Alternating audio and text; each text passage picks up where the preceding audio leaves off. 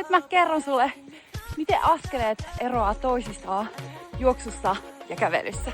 Kävelyssä voidaan erottaa vapaa-ajan ja lenkkikävely. Vapaa-ajan kävely on rallattelua, mutta lenkkikävelyssä on pitkä askel meillä. Kantapää edellä. Kävelyssä aina maahan. Ja hae pitkältä. Juoksussa taas vältetään kanta-askelta. Ja pyritään, että jalan keskikohta tai päkiä tulisi maahan. Meidän ei tarvitse olla pikajuoksijoita, meille riittää keskijalka. Kunhan ei juoksussa kanta edellä. Se on meille hyvä tavoite. Sitten jos on pikajuoksuvetoja, niin siinä voit koittaa oikein päkiä edellä.